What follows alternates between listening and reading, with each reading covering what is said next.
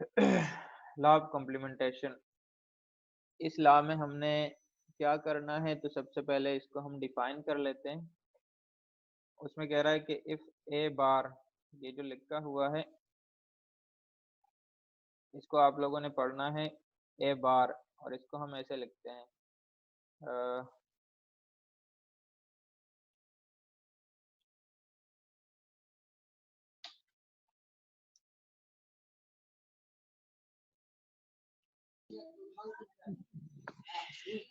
ए के ऊपर हम डाल लेते हैं, ऐसे लाइन डालते हैं, तो ये हमारे पास आता है ए बार।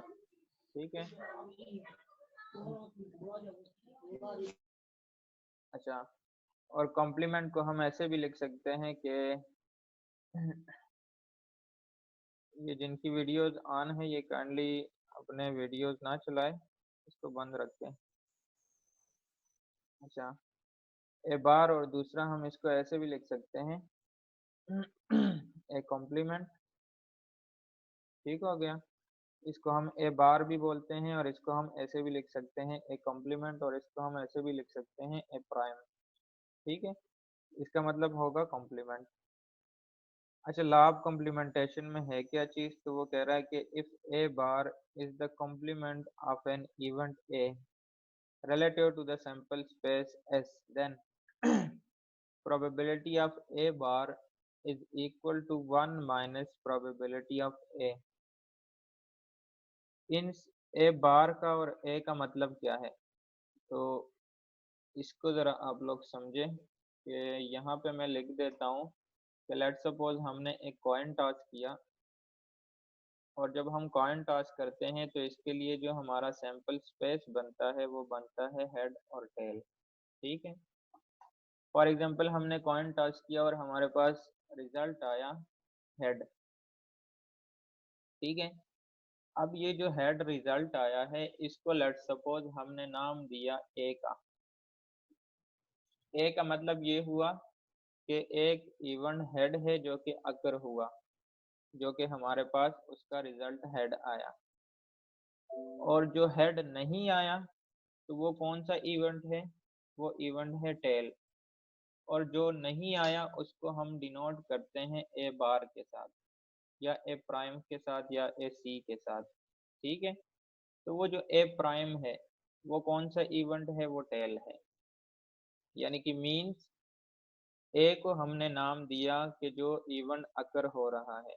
ठीक है।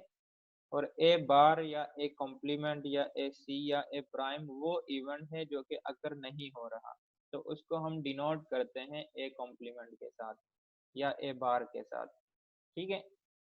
तो जब हमने प्रोबेबिलिटी ऑफ ए प्राइम या प्रोबेबिलिटी ऑफ ए बार या probability of A complement find करना हो, तो उसके लिए हम फार्मूला यूज करेंगे प्रोबेबिलिटी ऑफ ए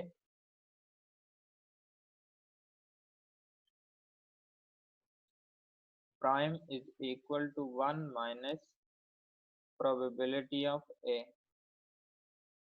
ये कैसे यूज करेंगे, तो आप लोगों को पता है कि लेट्स सपोज हमारे पास ये जो ए है, कि हमारे पास इन दो में से हमने एक कॉइन टॉस किया और हमारे पास रिजल्ट आया हेड। ठीक है। तो इस हेड की प्रोबेबिलिटी क्या है, इस हेड की प्रोबेबिलिटी हमारे पास है 1/2, आप लोगों को पता है। ठीक है, जैसे हम उसको लिखते हैं m/n,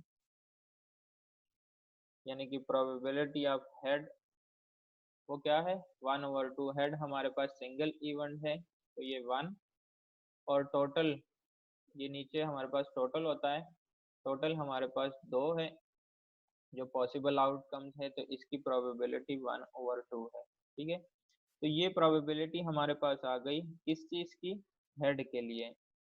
अब हम let's suppose law of complementation use करना चाह रहे हैं और हम प्रोबेबिलिटी फाइंड करना चाह रहे हैं इस इवेंट के लिए जो कि अकर नहीं हो रहा, तो उसको हम डिनोट करते हैं ए बार के साथ। ठीक है। और इसके लिए आप लोग फार्मूला यूज कर रहे हो कौन सा, ये वाला फार्मूला यूज कर रहे हो कि प्रोबेबिलिटी ऑफ ए प्राइम या प्रोबेबिलिटी ऑफ ए बार, यहाँ पे हम ए बार लिख देते हैं। वैसे आप तीनों में से कोई भी यूज कर सकते हो। Probability of A bar is equal to 1 minus probability of A. तो अगर ये प्रोबेबिलिटी आप लोगों ने फाइंड करनी हो तो 1 में से 1 आपके पास टोटल प्रोबेबिलिटी होती है। आप लोगों को पता है कि प्रोबेबिलिटी की रेंज क्या है, वो है 0 से लेके 1 तक इंक्लूडेड, 0 और 1 दोनों इसमें इंक्लूड होते हैं। तो 1 से अगर हम ये वाली प्रोबेबिलिटी माइनस करें तो प्रोबेबिलिटी ऑफ ए बार की प्रोबेबिलिटी आ जाएगी। ठीक है, जैसे इसको हम लिख सकते हैं ऐसे, कंट्रोल सी, 1 में से अगर हम लेट सपोज प्रोबेबिलिटी ऑफ ए को माइनस करें, ठीक है, तो इससे आपके पास आंसर आ जाएगा after simplification you will get 1/2, जो कि हमें पता है कि हमारे पास जो टेल की प्रोबेबिलिटी है वो भी 1/2 है, लेकिन हमने इसको लॉ ऑफ कम्प्लीमेंटेशन से सॉल्व किया तो भी हमारे पास रिजल्ट 1/2 आ गया। ठीक है, तो लॉ ऑफ कम्प्लीमेंटेशन में क्या है कि एक चीज अगर हो रही है उसकी प्रोबेबिलिटी अगर हम 1 से माइनस करें तो जो चीज अगर नहीं हो रही उसकी प्रोबेबिलिटी आ जाएगी। ठीक है, और इसको आप लोग ऐसे भी लिख सकते हो, देखो ये जो आपके पास ये लॉ है, तो इस लॉ में देखो आप लोगों ने प्रोबेबिलिटी ऑफ ए बार यहाँ पे लिखा है और इसकी प्रोबेबिलिटी फाइंड करना चाह रहे हो। अगर फॉर एग्जांपल आपको ये ना आने की प्रोबेबिलिटी दी गई हो तो आप ये प्रोबेबिलिटी ऑफ ए भी फाइंड कर सकते हो। इसको उधर ले जाओ, इसको इधर ले आओ, तो आपके पास प्रोबेबिलिटी, यानी कि इट मीन्स इसको हम ऐसे भी लिख सकते हैं, देखो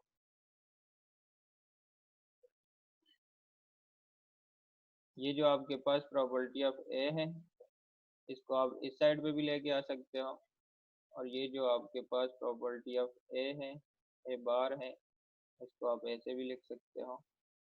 तो इट मीन्स कि आपके पास अगर किसी एक इवेंट की प्रोबेबिलिटी गिवन हो क्वेश्चन के अंदर तो आप दूसरे चीज की प्रोबेबिलिटी फाइंड कर सकते हो। ठीक है, तो इस प्रोबेबिलिटी को आप दोनों तरीकों से लिख सकते हो।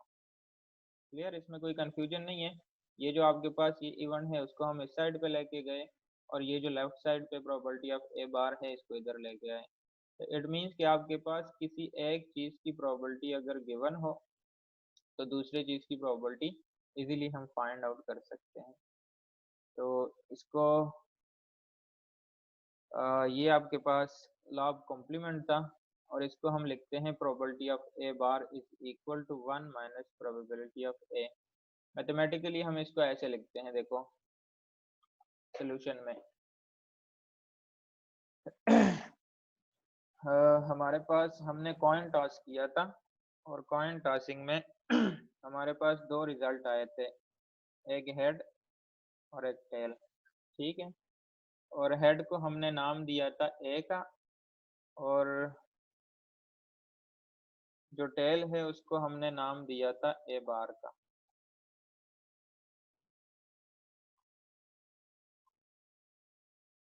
ठीक है, अब लेट सपोज दोनों का हम यूनियन फाइंड करना चाह रहे हैं, किस किस चीज का, ए का और यूनियन और ए बार का। फॉर एग्जांपल दोनों का यूनियन फाइंड करना चाह रहे हैं तो वो किसके बराबर होता है, वो आपके पास सैंपल स्पेस के बराबर होगा। कैसे सैंपल स्पेस के बराबर होगा, तो ये आपके पास ए इवेंट है हेड के लिए, ठीक है, और ये आपके पास टेल है ए बार के लिए। तो इन दोनों को जब हम मिलाते हैं तो आपके पास ये सैंपल स्पेस बनता है। आपको पता है ना, यूनियन में हम सारी वैल्यूज लिखते हैं तरतीब के साथ। ठीक है, तो जब सारी वैल्यूज हम तरतीब के साथ लिखे तो हमारे पास क्या हासिल होगा, ये सैंपल स्पेस एस हासिल होगा। क्लियर है? अच्छा, अब ये जो हमने इक्वेशन लिखी इसके ऊपर लेट सपोज हम प्रोबेबिलिटी अप्लाई करना चाह रहे हैं, तो इसको हम ऐसे लिख सकते हैं कि probability of this, probability of left side is equal to probability of right side. हमने क्या किया, दोनों साइड पे प्रोबेबिलिटी अप्लाई की। ठीक है, फिर उसके बाद ये जब आपके पास आता है प्रोबेबिलिटी के अंदर यूनियन, आसान अल्फाज में ये है कि यूनियन को हम कन्वर्ट कर देते हैं प्लस की फॉर्म में, यानी कि इंडिविजुअल प्रोबेबिलिटी। इट मीन्स कि प्रोबेबिलिटी ऑफ ए ये बराबर होता है probability of A plus probability of A bar के।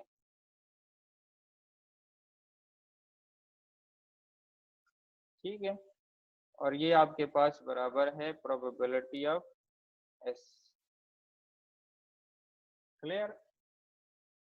अच्छा, अब इसके बाद जो हमारे पास ये इक्वेशन बनी तो इसको हम लिख सकते हैं ऐसे कि probability of A bar plus probability of A is equal to 1।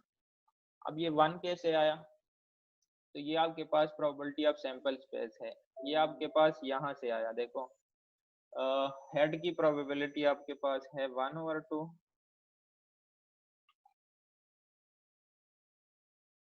ठीक है, और टेल की प्रोबेबिलिटी भी आपके पास है 1/2। इन दोनों को जब आप प्लस करते हो तो आपके पास आंसर आता है 1। इट मीन्स के probability of S, let's suppose यहाँ पे हम लिख देते हैं प्रोबेबिलिटी ऑफ एस। ठीक है, प्रोबेबिलिटी ऑफ एस आपके पास किसके बराबर है? 1 के। ये आप लोगों को पहले लेक्चर में भी बता चुका हूँ कि sum of the probabilities will be equal to 1। ठीक है, ये आपके पास हमने कॉइन टॉस किया था तो ये आपके पास 2 रिजल्ट थे इसका सैंपल स्पेस का। जब आप लोग डाइस थ्रो करते हो तो उसके लिए आपके पास जो सैंपल स्पेस बनता है वो बनता है 1 2 3 4 5 और 6। ठीक हो गया। अब लेट्स सपोज इसकी प्रोबेबिलिटी है, तो आपको पता है कि हर एक इवेंट की प्रोबेबिलिटी बराबर होती है। ठीक है, तो जो 1 है 1 की प्रोबेबिलिटी हमारे पास होती है 1/6, ये ऑलरेडी हम डिस्कस कर चुके हैं। इसी तरह 2 की भी प्रोबेबिलिटी आपके पास 1/6, 3 की भी, 4 5 और 6 की। ठीक है, मतलब सबकी सिंगल इंडिविजुअल प्रोबेबिलिटी फाइंड करना चाह रहे हैं। ये आपके पास 1 की प्रोबेबिलिटी 1/6, 2 आपके पास लेट्स सपोज सिंगल इवेंट है इसकी प्रोबेबिलिटी देखना चाह रहे हैं तो वो भी 1/6। आपको पता है हमने एक टर्म पढ़ा था इक्वली लाइकली इवेंट्स का, जिसमें हमने ये बात की थी कि हर एक इवेंट के अकर होने के जो चांसेस होते हैं वो बराबर होते हैं, इक्वल होते हैं। तो हर एक इवेंट की प्रोबेबिलिटी आपके पास इक्वल होगी। ठीक है, और इन सब को अगर आप प्लस करो तो ये आपको आंसर देगा 1। तो लेट्स सपोज यहाँ पे हम लिख देते हैं प्रोबेबिलिटी ऑफ एस, तो probability of S is equal to 1। तो यहाँ पे आपके पास ये जो हमने 1 लगाया है प्रोबेबिलिटी ऑफ एस की जगह पे, तो इट मीन्स के sum of the probabilities is equal to 1। ठीक है, वेट करो हैदर, सुनते हैं आपको। अच्छा, अब ये जो चीज है कि अगर लेट्स सपोज हमने ये वाली प्रोबेबिलिटी फाइंड करनी हो तो इस टर्म को हम इस साइड पे ले आएंगे, राइट साइड पे, तो इसको हम ऐसे लिख सकते हैं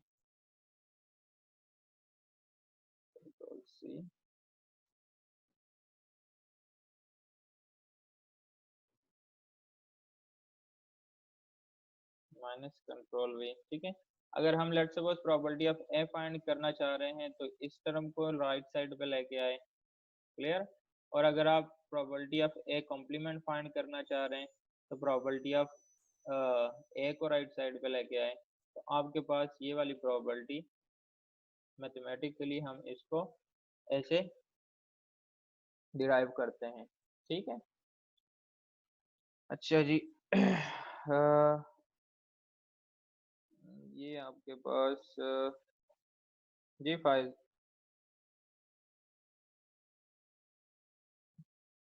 रजाक बोलो। सर आवाज कट रही है आपकी। आवाज कट रही है? सर आवाज आवाज कट रही है आपकी सर। अच्छा अच्छा, एक मिनट। हाँ ईमान वहीद। सर आपकी आवाज दरम्यान में बहुत ज्यादा कट रही है, बिल्कुल समझ ही नहीं आया। अच्छा, हैदर अली। सर आपकी आवाज आ ही नहीं रही थी जिसकी वजह से समझ ही नहीं आया। अच्छा यार, असल में पता है बात क्या है, आज मैं बैठा हूँ यूनिवर्सिटी, घर पे नेट सही चल रहा है और जो यूनिवर्सिटी का नेट है तो वो लास्ट टाइम भी मैंने सर को बताया था कि यहाँ पे जो इनका नेट है वो काफ़ी स्लो चल रहा है, तो क्लासेस का इशू होगा। सर ने बात तो की है लेकिन अभी तक वही चीज़ है। मैं इसको ज़रा स्टॉप कर देता हूँ और अपने मोबाइल से चलाता हूँ नेट, तो देखते हैं फिर क्या बनता है। वेट ओके करें सर। अभी, 1 मिनट वेट करें आप लोग। अच्छा जी, तो इसमें हम ये बात कर रहे थे कि लॉ ऑफ कॉम्प्लीमेंट में एक तो हमारे पास इवेंट अकर हो रहा है और दूसरा इवेंट नहीं अकर हो रहा। तो इसको हम ऐसे लिख सकते हैं कि फॉर एग्जांपल मैथमेटिकली अगर हम इसको देखें तो इसको हम लिख सकते हैं, ये आपके पास है हेड और टेल। तो लेट्स सपोज इन दो इवेंट्स की हम यूनियन फाइंड करना चाह रहे हैं, तो इसको हम लिख सकते हैं ए यूनियन ए कॉम्प्लीमेंट, और ये हमारे पास बराबर होता है सैंपल स्पेस के। सैंपल स्पेस के इसलिए बराबर होता है कि इस हेड और टेल को जब हम कंबाइन करें तो ये हमें कंप्लीट ये सैंपल स्पेस देता है। ठीक है, तो that is equal to S. अगले स्टेप में हमने दोनों के ऊपर प्रोबेबिलिटी अप्लाई की, तो इसको हम लिख सकते हैं इस वाले स्टेप को, probability of A union A complement या A bar is equal to probability of S. अब ये जो प्रोबेबिलिटी ऑफ एस है, इस प्रोबेबिलिटी ऑफ एस को हम लिखते हैं 1, क्योंकि ये लास्ट टाइम भी आप लोगों को बताया था कि sum of probabilities will be equal to 1। ठीक है, और ये जो यूनियन है इसको हम कन्वर्ट कर देते हैं प्लस में, और ये आपके पास बराबर आएगा probability of A plus probability of A bar is equal to probability of S. Probability of S किस तरह 1 के बराबर है, तो यहाँ पे आप देखो जो हेड की प्रोबेबिलिटी है वो 1/2 है, टेल की भी प्रोबेबिलिटी 1/2 है, तो ये आपके पास बराबर आता है आंसर 1 अगर दोनों को आप लोग प्लस करें।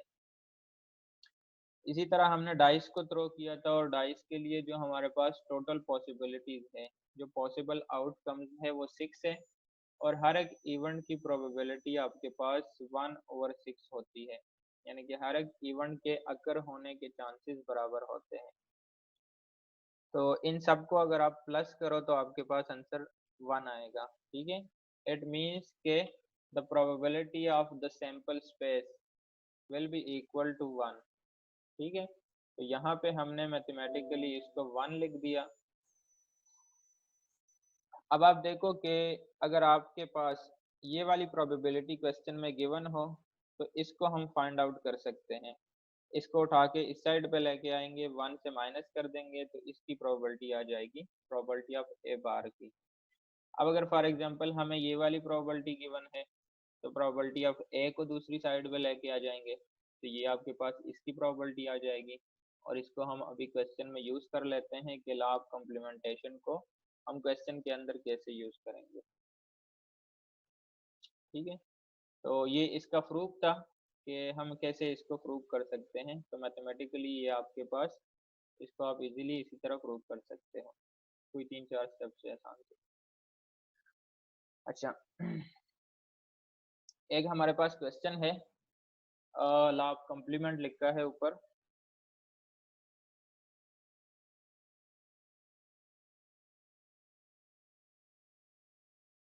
ठीक है, और एग्जांपल में है कि the probability of getting a wide ball from a bag of ball is 1/4। वो कह रहा है कि फॉर एग्जांपल हमारे पास एक बैग है और बैग में से हमने एक बॉल निकाला जो कि वाइड बॉल था। ठीक है, और उस वाइड बॉल की जो प्रोबेबिलिटी थी वो हमारे पास है 1/4। 1/4। ठीक है, अब अगर लेट सपोज जो हमारे पास बॉल हमने जो सेलेक्ट किया है वो वाइड बॉल था और उसकी प्रोबेबिलिटी 1/4 है। अब जो बॉल हमने सेलेक्ट किया, हम एज्यूम कर लेते हैं कि वो जो बॉल हमने सेलेक्ट किया है वो वाइड बॉल नहीं है। ठीक है, तो अगर वाइड बॉल नहीं है तो उसकी प्रोबेबिलिटी क्या होगी, तो हमारे पास लॉ ऑफ कॉम्प्लीमेंटेशन है, हम लिख सकते हैं कि the selected ball is not white, इसकी प्रोबेबिलिटी क्या होगी, तो ये लेट्स सपोज हम अगर ये फाइंड करना चाह रहे हैं, इसमें यहाँ पे इन्होंने लिखा भी होगा कि what is the probability of not getting a white ball. पहले यहाँ पे देखो कि उसने आपको प्रोबेबिलिटी दी है कि जो सेलेक्टेड बॉल है वो वाइट बॉल है। अगर वो सेलेक्टेड बॉल वाइट बॉल नहीं है तो उसकी प्रोबेबिलिटी क्या होगी। तो हमारे पास लॉ ऑफ कॉम्प्लीमेंटेशन है, सोल्यूशन में आप लिख सकते हो कि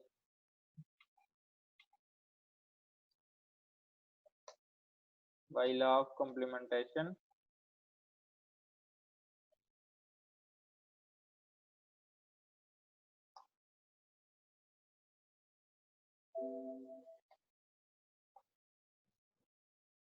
प्रोबेबिलिटी ऑफ ए बार, इसको लेट्स सपोज उसको हमने इसको आपने let's suppose probability of A कह दिया, ठीक है, और इसको लेट्स सपोज आपने प्रोबेबिलिटी ऑफ ए बार कह दिया।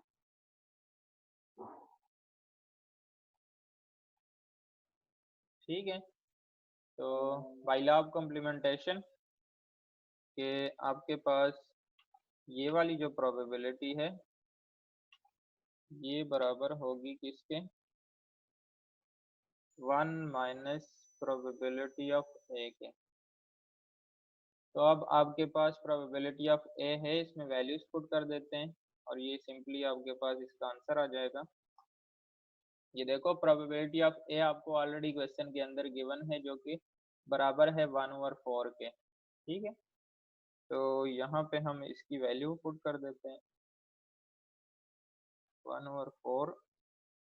इन दोनों का आप लोग एलसीएम लोगे, 4 इसका एलसीएम आएगा और आफ्टर सिंप्लीफिकेशन ये आपको आंसर देगा 3/4। ठीक है, तो कितनी आसानी से इसकी प्रोबेबिलिटी आ गई कि हमारे पास जो वाइट बॉल ना होने की प्रोबेबिलिटी थी वो आपके पास आ गई 3/4। ठीक है, तो इस तरीके से आप इसको यूज कर सकते हो। एक दूसरी एग्जांपल देख लेते हैं। इसमें है कि a number is chosen at random from a set of whole number from 1 to 50। पहले हम यहाँ पे लेट्स सपोज लिख देते हैं कि हमारे पास जो S है, जो सैंपल स्पेस है वो है होल नंबर्स और वो स्टार्ट हो रहे हैं कहाँ से। क्वेश्चन में उसने हमें बताया है कि आपके पास होल नंबर है 1 से लेके 50 तक। ठीक हो गया।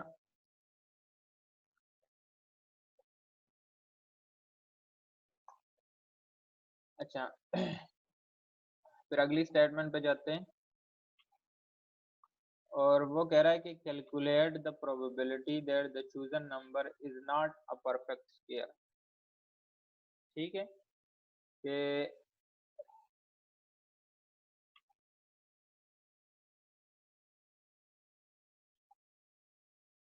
हाँ हारिस,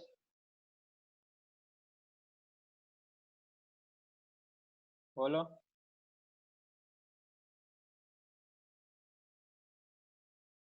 मोहम्मद हारिस। सर मैं कह रहा था हमारी फिजिक्स की क्लास का भी टाइम नहीं था अरेंज, तो भी वो सर कह रहे हैं हमारी क्लास ले लें सर। यार क्लास की जो टाइमिंग है वो आप बाद में डिस्कस करना, और जो आप लोगों सर की हाँ बोले सर। हाँ हाँ बोलो। सर वो भी एक पिछले 2 हफ्तों से क्लास नहीं थी हो रही सर, तो आज ये टाइम है सर था। नहीं, टाइमिंग सर का जो है वो उसके मुताबिक चलेगा ना। एक मिनट यार,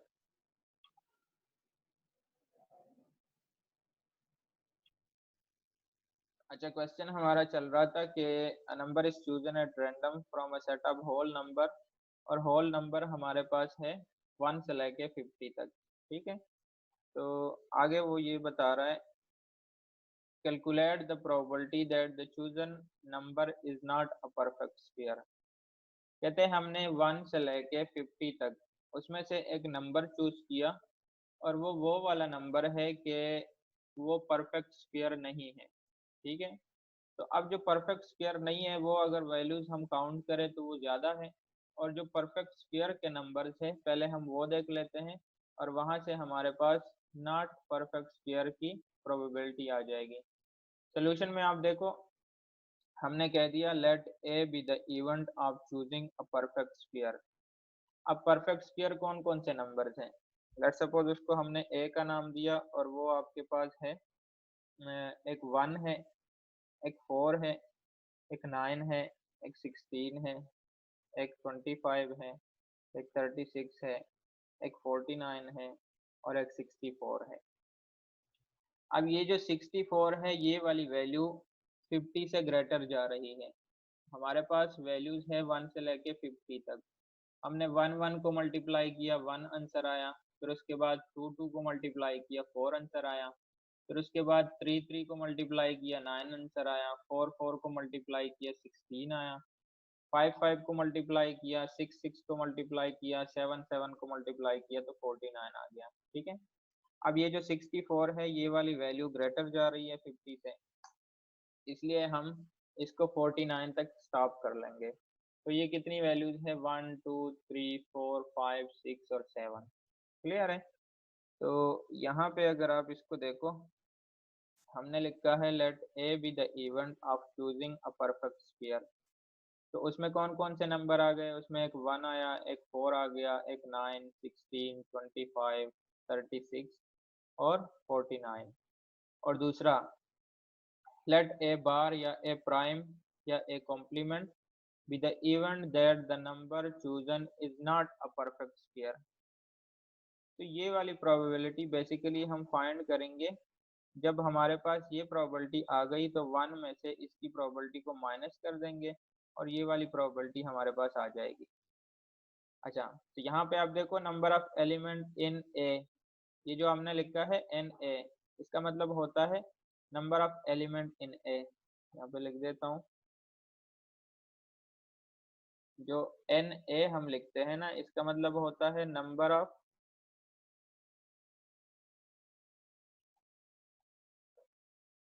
एलिमेंट्स इन ए।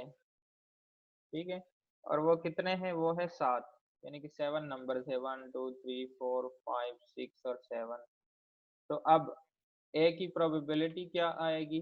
वो हमारे पास आ जाएगी probability of A, number of elements in A और number of element in S. ठीक है, तो एस में कितने नंबर थे? वो है 1 से लेके 50 तक। तो हमारे पास प्रोबेबिलिटी आ जाएगी, probability of A is equal to 7/50। ठीक है, अब आपके पास प्रोबेबिलिटी ऑफ ए आ गई है, तो आप probability of A complement easily find out कर सकते हो। 1 में से प्रोबेबिलिटी ऑफ ए को माइनस करें तो 1 - 7/50, और आपके पास calculate the probability that the chosen number is not perfect square. तो वो नंबर जो कि परफेक्ट स्क्वायर नहीं थे उसकी प्रोबेबिलिटी आपके पास आ गई है 43/50। ये आप लोग इसको सिंप्लीफाई करोगे तो आफ्टर सिंप्लीफिकेशन ये आपको आंसर देगा 43/50। क्लियर है? अच्छा, तो ये 2 एग्जांपल आपने देखने हैं इसमें, और इसके बाद आपके पास ये क्वेश्चन है, a coin is tossed 4 times, what is the probability that at least one head occurs? ये जो लेक्चर है इसको हम यहाँ पे स्टॉप कर लेते हैं। आप लोगों